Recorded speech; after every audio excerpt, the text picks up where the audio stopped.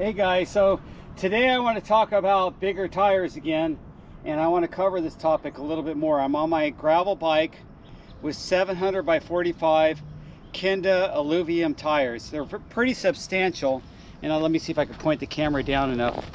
They have been mounted to these XM 481 mountain bike rims, so they're on mountain bike 30mm rims, and they flare out. Actually, they're exactly at 45, so they don't flare out anymore. They kind of stay at 45, or they're intended to be.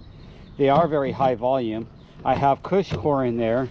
I believe I have a combination of cush core and the Tannis armor in the front or something, or in the rear, I can't remember. But I got one of those Tannis armor light, really super light, skinny tire inserts, and I put those in and tried those too. So I have 30 psi, I think a little bit more, like 35 in the back. I don't have them very low. I probably could go lower. So I want to show you something, and I want to get your opinion, because I'm going to, after I ride with these today on this trail, I'm going to be taking these off and putting 50mm tires on here and seeing how that is. Now, first of all, let me tell you something, and let's be honest.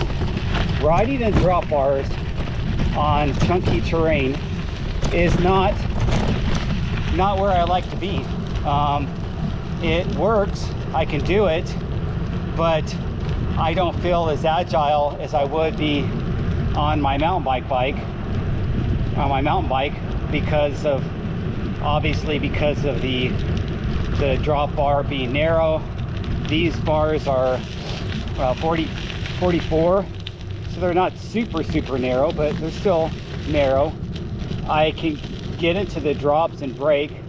I've got my brake set pretty low, so I'm able to do that, but I don't like that. I don't like being in the drops when I'm descending. I prefer to be in the drops when I'm climbing, and especially if I'm climbing out of the saddle and steep stuff. I like the drops for that.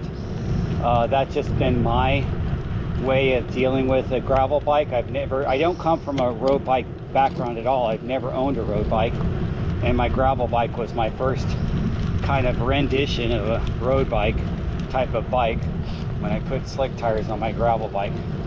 So let's go, and we're going to see the chunk coming up here pretty soon, where I'll be climbing up on my climb. Now, they smoothed it out a lot, and that's the reason I came back here again with my gravel bike today. You know, I rode my mountain bike here last weekend, and I'm coming back here with my gravel bike, and it does make the trip over here a lot nicer, because I've got mostly pavement with a few little side trails coming over here. But the actual time on the trail is, well, the climb is easier too. A gravel bike climbs easier than a mountain bike because of the weight and the skinnier tires. It just, the whole thing about the descent. I think the descent is really the determining factor. So how far are you going to go with your gravel bike before you're just going to admit that it's not going to be as good as a mountain bike with flat bars, especially when you're getting up into 2.2, 2.3 inch tires on a gravel. Now, I could see the advantage of that. Let's say you're on a gravel bike and you're not really doing anything technical. You're not going down chunky descents, but you're using your gravel bike on sandy, more deeper gravel roads that are sandy and just get blown out by cars and trucks on there, and you're just trying to have something that can float better on those type of trails. And they're not necessarily technical at all, they're just deep. Now, I could see where that would be nice. You could be in drop bars, you could deal with the headwinds, especially if you're in Kansas or somewhere where it's, you know, completely flat, and you're just, you know, wind comes across the plains and you feel it California is a lot different. We have punchy climbs, we have mountains here obviously, and we have technical descents. So we're not really in the type of trails that many of you guys will be experiencing in other parts of the country, in Carolina and Florida and the Midwest, Minnesota. I'm not riding around a lake. I'm not riding around, although I could go to like San Dimas and ride around that lake, but I'm not normally riding anywhere that I would consider just hilly type terrain where there's not any type of steep ascent, unless I'm just doing a ride to the beach and riding along the bike path. Looks like they're filming something there. Very cool. That's what my son does. He's a content, or he's a creative director. He does all types of content for a huge gaming company, HyperX. Anyway, so I'm gonna continue my climb here, and let me see what my grade is, and I'll give you the grade. That screen doesn't show it. Where's my grade? I think that would be a good understanding. Okay, it's 2% right here. It's about to pop up to a lot more coming up here. And 2% is not too bad. I dream of having a long ride in the mountains or in the hills somewhere where it only ranges from like 2 to 6% the entire route. That would be really cool, but I don't get that here. Even that little just undulation popped me up to 7.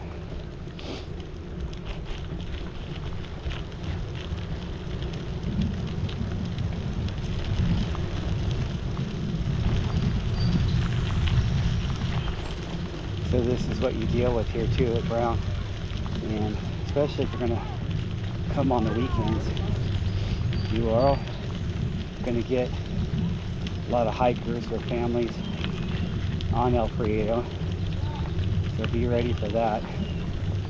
The odds of them blocking your descent on El Prieto is pretty high, and you know, it's just how it is.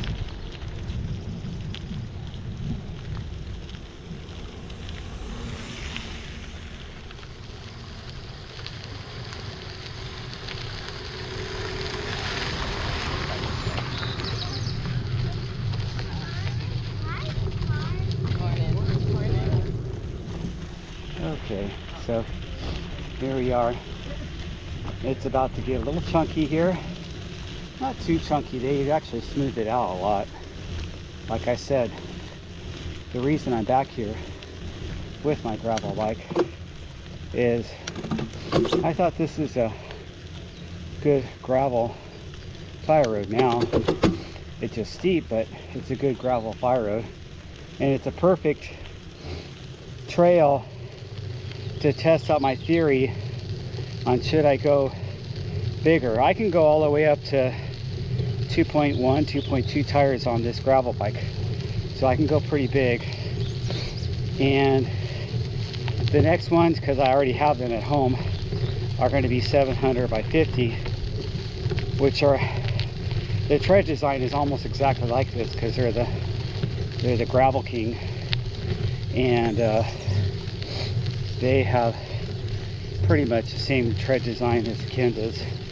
Kenda's just are a higher volume, and Kenda, this Kenda Alluvium does not go up to a 700 by 50, so I have to use this. And then I'll go 700 by 55 or 2.1, so on and so forth. So here's a little bit of a chunk, not too bad. And yes, there is an advantage of bigger tires on this. It does make it feel nice. It does help out with the loose over rock stuff, and it's a nice feel for climbing on not so skinny gravel tires. I have climbed this on 700 by 38, I think is the smallest I've ever gone, and that was doable too, but that's also because this is my home court and I know what I can do on it. Trail knowledge. So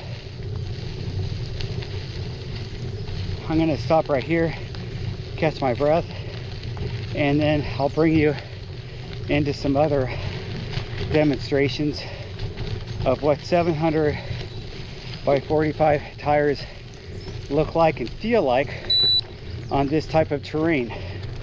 And I might even go down El Prieto. We'll see. Talk to you guys later.